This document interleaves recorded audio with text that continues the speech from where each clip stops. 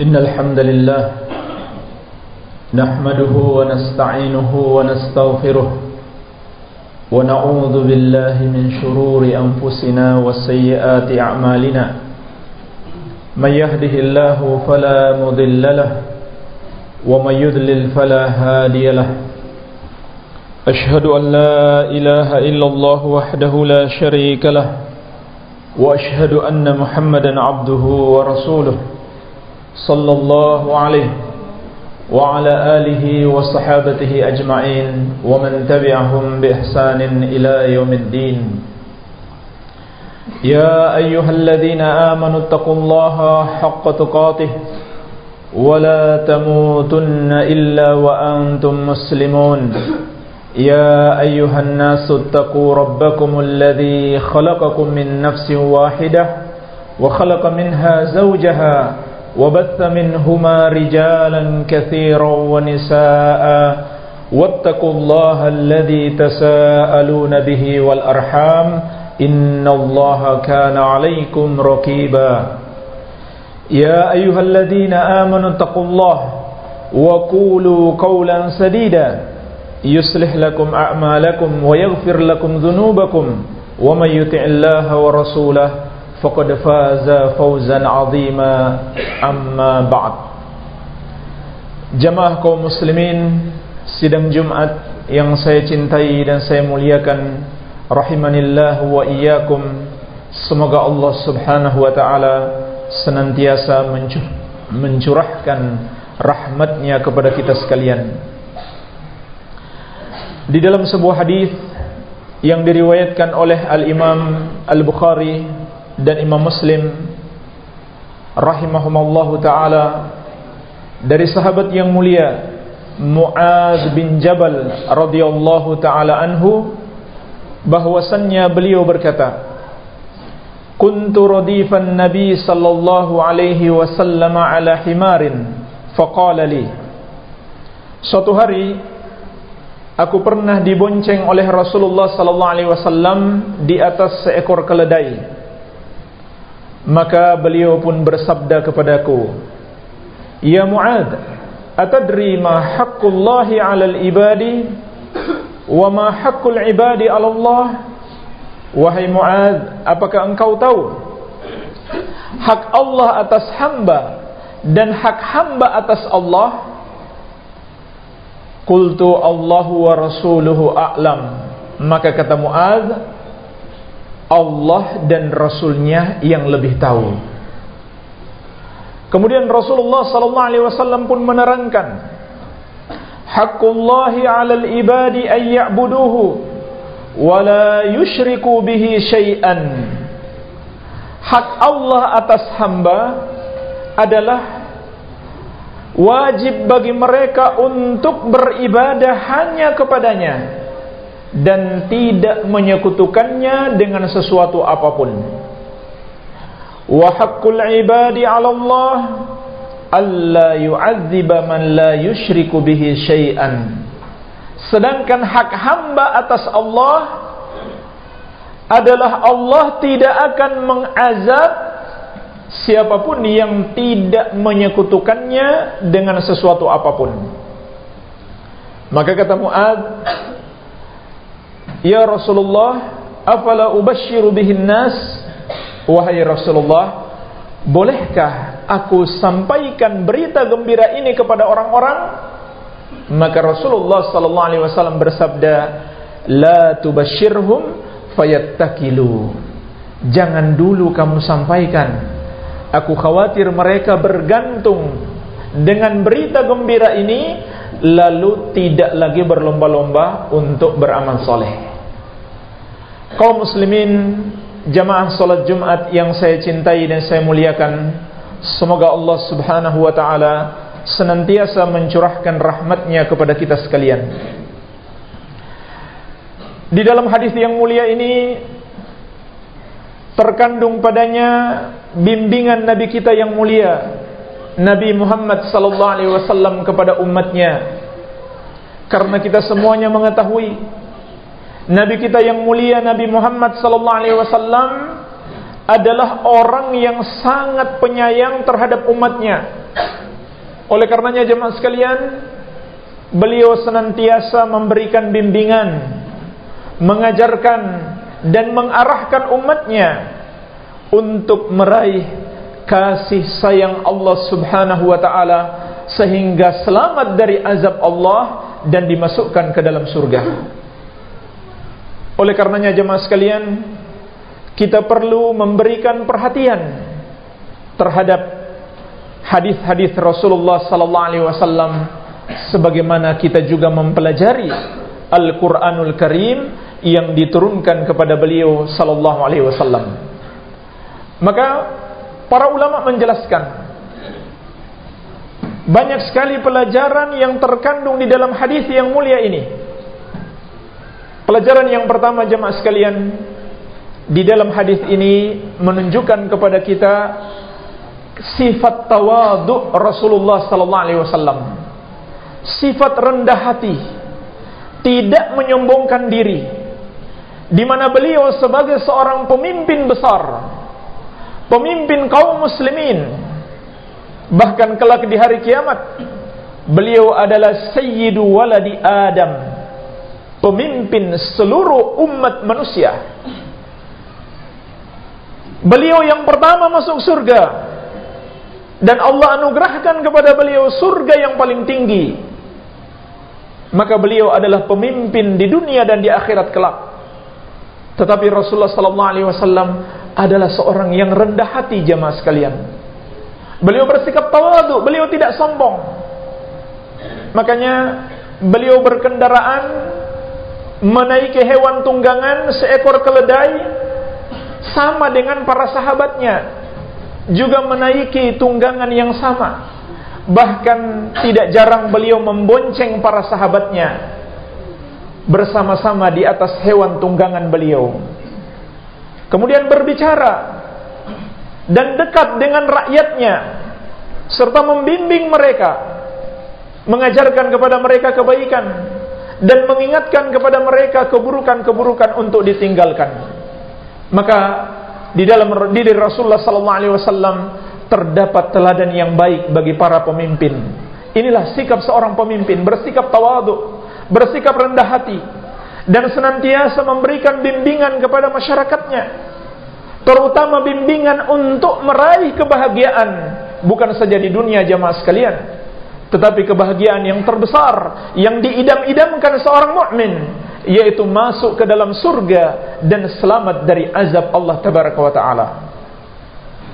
Dan Nabi sallallahu alaihi wasallam juga bersabda, "Man tawadha'a lillah rafa'ahu."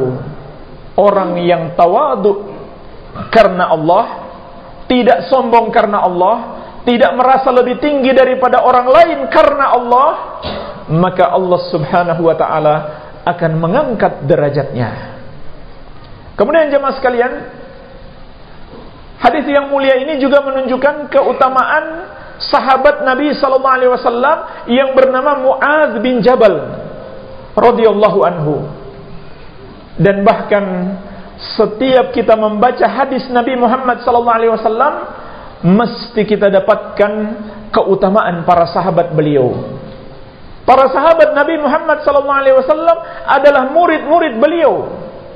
Dan beliau adalah sang maha guru yang mengajarkan kepada mereka kebaikan. Kemudian jamaah sekalian, para sahabat ketika mereka mengetahui kebaikan, mereka mengamalkannya, dan tidak cukup sampai di situ jamaah sekalian. Mereka tidak saja mengamalkannya, melainkan mereka mengajarkannya kembali. Demikianlah seharusnya kita meneladani Rasulullah sallallahu alaihi wasallam dan para sahabat. Kita harus punya semangat dalam menuntut ilmu agama, sebagaimana Nabi menuntut ilmu dari Jibril. Demikian pula para sahabat menuntut ilmu dari Nabi.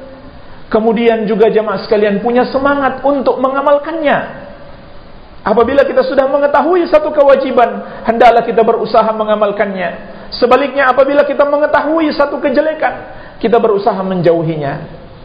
Dan kita senantiasa meminta pertolongan kepada Allah.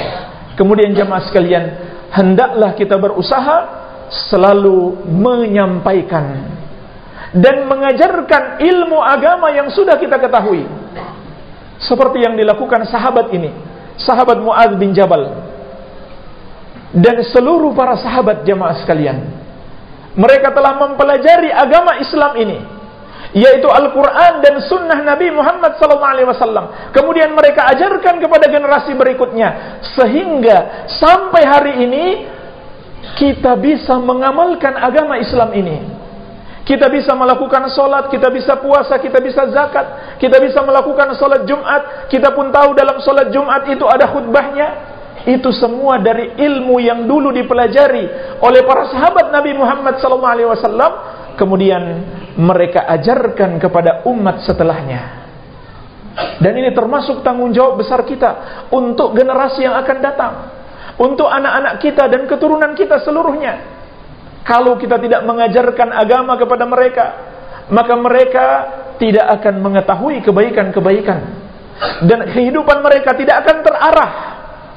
Mereka akan terjerumus di dalam berbagai macam kemungkaran dan kemaksiatan kepada Allah Subhanahu wa taala. Karena jamaah sekalian, Allah Subhanahu wa taala telah menetapkan orang yang menuntut ilmu agama, dialah yang akan dianugerahkan kebaikan. Sebagaimana sabda Nabi sallallahu alaihi wasallam, "May yuridillahu bihi khairan yufaqihu fid din." Barang siapa yang Allah inginkan kebaikan baginya, maka Allah akan pahamkan dia dengan agama. Demikian pula sabda beliau sallallahu alaihi wasallam, "Man salaka tariqan yaltamisu fihi ilman, sahalallahu lahu bihi tariqan ilal jannah." Barang siapa menempuh satu jalan untuk menuntut ilmu agama, maka Allah akan mudahkan baginya untuk masuk surga. Artinya orang yang tidak mau menuntut ilmu agama, yang tidak mau berusaha memahami agama, yaitu agama yang benar berdasarkan tuntunan Al-Quran dan Sunnah yang diwariskan oleh Rasulullah SAW, maka Allah tidak akan mudahkan baginya jalan untuk masuk surga. Karena kalau dia menuntut ilmu agama, Allah mudahkan masuk surga. Berarti kalau dia tidak berusaha menuntut ilmu agama, tidak akan dimudahkan oleh Allah untuk masuk ke dalam surga. Oleh karenanya jemaah sekalian, wajib bagi kita memuliakan para sahabat Nabi Muhammad SAW, karena mereka telah berjasa mengajarkan agama Islam ini kepada generasi berikutnya. Kemudian generasi berikutnya mengajarkan kembali kepada generasi berikutnya, sampai berlalu 14 abad jemaah sekalian. Sejak Rasulullah SAW diutus dan beliau meninggal dunia, agama Islam masih ada, karena adanya orang-orang yang mengajarkannya kembali. Oleh karenanya jemaah sekalian, hendaklah kita senantiasa menghormati, memuliakan dan mendoakan orang-orang saleh, para ulama kita, terutama para sahabat Nabi Muhammad SAW. Bahkan andaikan kita mendapatkan satu kisah-kisah yang menjelaskan kesalahan atau perbuatan dosa yang dilakukan oleh salah seorang sahabat, dan itu sangat sedikit sekali, maka jemaah sekalian, tidak boleh kita mencela para sahabat. Harus kita doakan mereka, semoga Allah mengampuni dan meridhoinya. Dan bahkan Allah telah mengampuni dan meridhoi mereka, karena kebaikan-kebaikan mereka sangat banyak. Pahala mereka terus mengalir. Setiap ada orang yang masuk Islam dan belajar Islam, mengamalkan agama Islam, seluruh ajaran-ajaran Islam, siapapun yang mengamalkannya, para sahabat mendapatkan bagian pahala, karena mereka yang punya jasa mengajarkannya. Dan Allah telah berfirman, "Innal hasanat yudhibnas sayyi'at." Sesungguhnya kebaikan-kebaikan itu menghapuskan kejelekan. Makanya Nabi SAW telah melarang kita, "La tasubbu ashabi, la tasubbu ashabi." Jangan kamu mencaci sahabatku, jangan kamu mencela sahabatku. Fa inna ahadakum law anfaqa mithla uhudin zahaban ma balagha mudda ahadihim wala nasifahu. Karena sesungguhnya seorang dari kalian apabila berinfak emas sebesar gunung Uhud, tidak akan menyamai satu genggam atau satu mud emas yang diinfakkan seorang sahabat, tidak pula separuhnya. Makanya jemaah sekalian, ulama 4 mazhab, Abu Hanifah, Malik, Syafi'i dan Imam Ahmad, seluruh imam-imam mazhab dan seluruh ulama Ahlus Sunnah wal Jamaah memperingatkan kita akan bahayanya kelompok sesat yang disebut dengan kelompok Syiah. Karena banyaknya kesesatan mereka, di antaranya mereka suka mencaci para sahabat Nabi Muhammad SAW. Bahkan mereka mencaci sahabat yang paling mulia, Abu Bakar dan Umar. Bahkan mereka mencaci istri-istri Nabi sallallahu alaihi wasallam. Dan mereka pura-pura mencintai satu orang sahabat saja atau segelintir sahabat, yaitu Ali bin Abi Thalib radhiyallahu anhu. Jadi jangan tertipu. Itu hanya cinta yang palsu. Adapun Ahlus Sunnah wal Jamaah mencintai seluruh sahabat, tidak membeda-bedakan, tidak memperkecualikan. Kemudian jemaah sekalian, pelajaran lainnya yang bisa kita petik dari hadis ini, Nabi Muhammad SAW mengajarkan kepada kita metode pengajaran yang baik, yaitu dengan tanya jawab, untuk menarik perhatian orang yang diajarkan, dan agar dia lebih berusaha mengetahui. Kalau sudah muncul rasa ingin tahu dalam diri seseorang, maka dengan mudah kita memberikan ilmu dan akan semakin kuat menempel di dalam benaknya. Makanya Nabi SAW bertanya dulu, wahai Mu'adz, apakah kamu tahu hak Allah atas hamba dan hak hamba atas Allah? Kemudian jemaah sekalian, apa jawaban Mu'adz? Allahu wa rasuluhu a'lam. Allah dan Rasulnya yang lebih tahu. Dikatakan para ulama, ini di masa hidup beliau. Apabila ditanya kita tentang satu permasalahan agama dan kita tidak tahu, katakan Allahu wa rasuluhu a'lam. Tapi ketika beliau sudah meninggal, katakan Allahu a'lam saja. Allah yang lebih tahu. Artinya jemaah sekalian, di dalam hadis ini kita diingatkan bahwa dalam persoalan agama jangan berani kita berbicara, jangan sekali-kali kita mengucapkan apapun tanpa berdasarkan ilmu, tanpa berdasarkan tuntunan wahyu Al-Quran dan sunnah Nabi Muhammad SAW. Barang siapa yang berbicara agama padahal dia belum tahu ilmunya, dia belum tahu tuntunan Allah, dia belum tahu tuntunan Rasulnya di dalam perkara tersebut, maka dia telah berdusta atas nama Allah dan dia telah melakukan dosa yang sangat besar. Dan Allah telah melarang dalam Al-Quran, wa an taqulu 'alallahi ma la ta'lamun. Allah mengharamkan atas kalian berbicara atas Allah sesuatu yang kamu tidak memiliki ilmu tentangnya. Maksudnya jemaah sekalian, kita tidak punya ilmu, apakah dari ilmu Al-Quran atau sunnah Nabi Muhammad SAW. Jangan sekali-kali kita mengatakan ini boleh dan ini tidak boleh, ini haram dan itu wajib, atau ini sunnah dan itu makruh, ini tauhid dan itu syirik, dan seterusnya. Tidak boleh kita berbicara kecuali betul-betul kita sudah paham ilmunya. Beda jemaah sekalian dengan perkara duniawi. Dalam perkara duniawi kadang kita boleh mengira-ngira, memperkirakan saja, mungkin seperti ini, mungkin seperti itu. Tapi dalam perkara agama tidak boleh jamaah sekalian. Harus kita mengikuti tuntunan yang Allah turunkan, yaitu Al-Quran dan sunnah Nabi Muhammad SAW. Barang siapa yang tidak mengikutinya, berarti dia telah mengada-ada di dalam agama dan telah berani berdusta atas nama Allah Subhanahu wa taala dan Rasulnya sallallahu alaihi wa alihi wasallam. Wabillahi taufik walhamdulillahi rabbil alamin.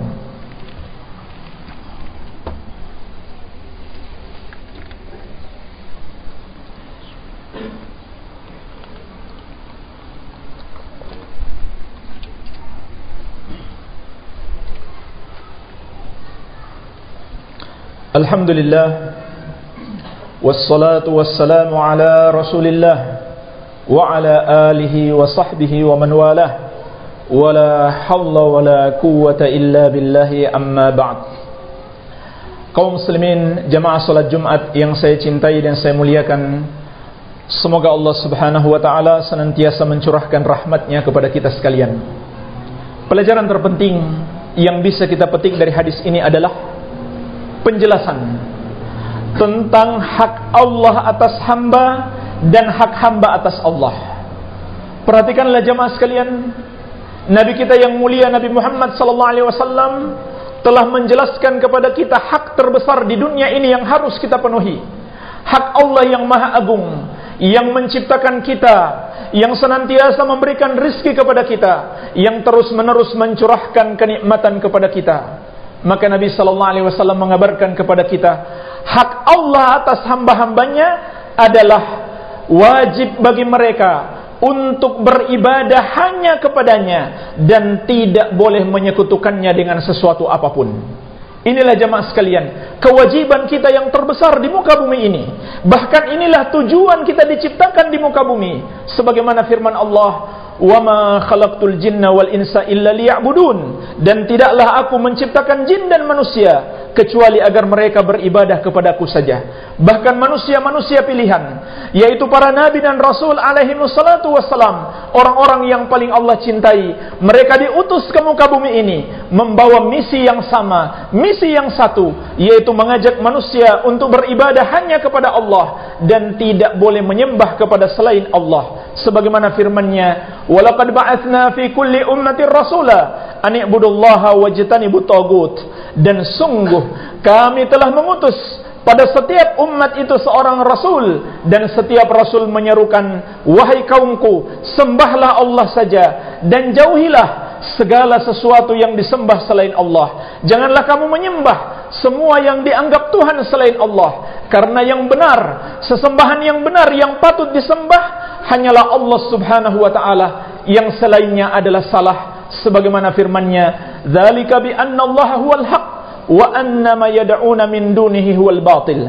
Dialah Allah, sesembahan yang hak, sesembahan yang benar. Adapun semua yang mereka anggap Tuhan selain Allah, semua yang mereka sembah selain Allah adalah sesembahan-sesembahan yang batil atau tidak benar. Inilah jamaah sekalian, keyakinan asasi seorang muslim, yaitu mengimani kalimat la ilaha illallah, la ma'budu haqqun illallah. Tidak ada yang berhak disembah, tidak ada yang patut diibadahi kecuali Allah Subhanahu wa taala. Adapun orang yang menyembah selain Allah, maka berarti dia telah menyekutukan Allah. Atau ada orang yang mengakui boleh menyembah selain Allah, maka berarti dia telah berbuat syirik kepada Allah, dan dia telah melakukan dosa yang teramat besar, dosa yang tidak akan Allah ampuni barang siapa yang mati sebelum bertaubat. Sebagaimana firman-Nya, "Innallaha la yaghfiru ayyushraka bihi wa yaghfiru ma duna dzalika liman yasha." Sesungguhnya Allah tidak akan mengampuni dosa menyekutukannya dan mengampuni dosa yang lebih ringan daripada itu bagi siapa yang Dia kehendaki. Oleh karenanya jemaah sekalian, orang-orang yang kafir kepada Allah, orang-orang yang menyekutukan Allah, orang-orang yang mempersembahkan ibadahnya kepada selain Allah adalah orang-orang yang paling Allah murkai, orang-orang yang paling jelek kedudukannya di sisi Allah, dan mereka akan dimasukkan ke dalam neraka kekal selama-lamanya. Tidak ada harapan untuk mendapatkan ampunan, tidak ada harapan bagi mereka untuk mendapatkan syafaat, karena mereka akan dikekalkan di dalam neraka. Sebagaimana firman Allah, "Innahu may yusyrik billah faqad harramallahu alaihi al-jannata wa ma'wahu an-nar wa ma lidh-dhalimin min ansar." Sesungguhnya barang siapa yang menyekutukan Allah, maka Allah haramkan surga atasnya, neraka adalah tempatnya, dan tidak ada satupun yang bisa menolong mereka, tidak ada satupun yang bisa memberikan syafaat kepada mereka. Sebagaimana juga Allah tegaskan, "Wa ma lidh-dhalimin min hamimin wala syafi'in yuta." Tidak ada bagi orang-orang musyrik yang zalim tersebut kawan setia dan pemberi syafaat yang ditaati.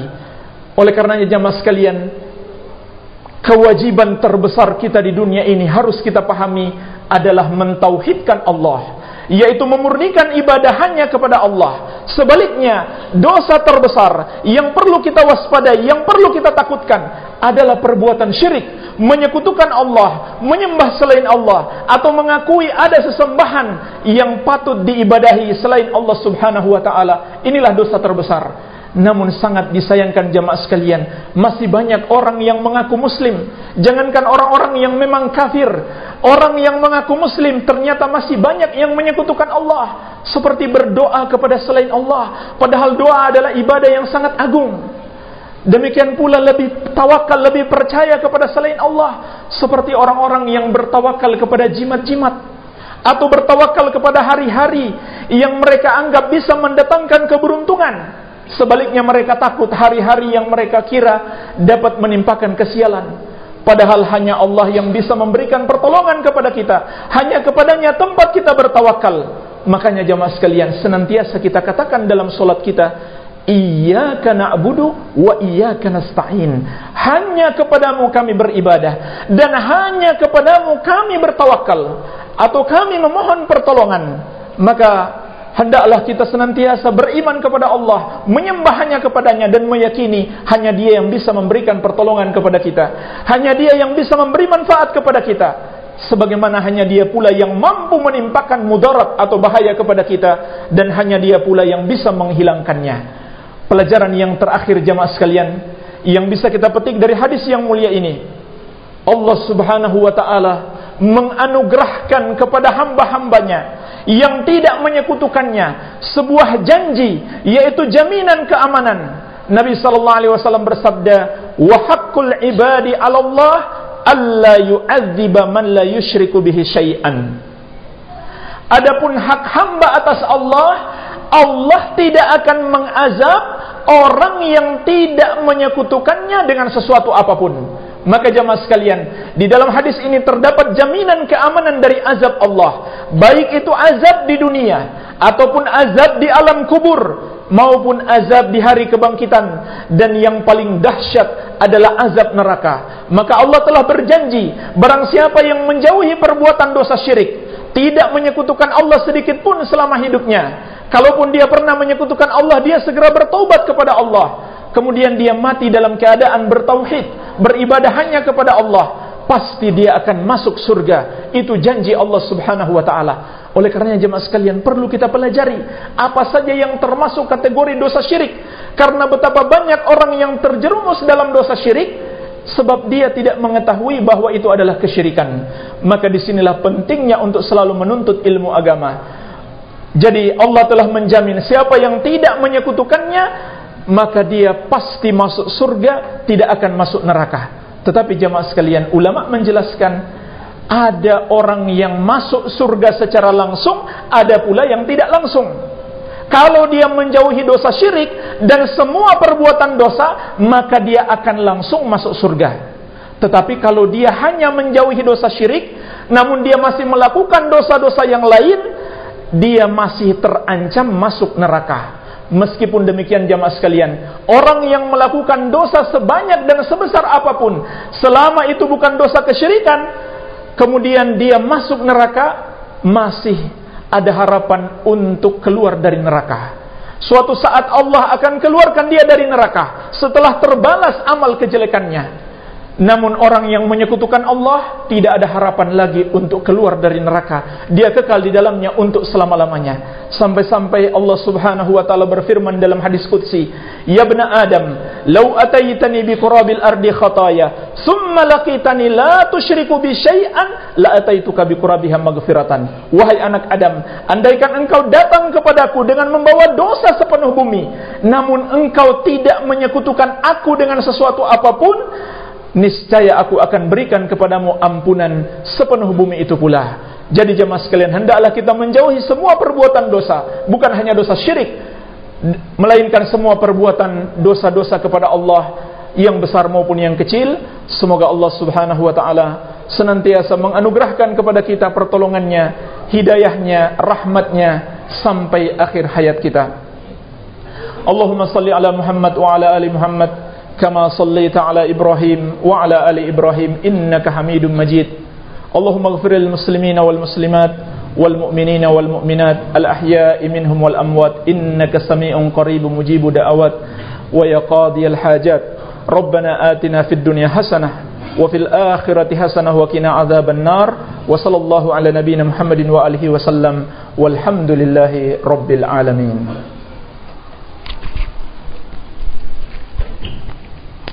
الله أكبر الله أكبر أشهد أن لا إله إلا الله أشهد أن محمدا رسول الله حي على الصلاة حي على الفلاح قد قامت الصلاة وقد قامت الصلاة الله أكبر لا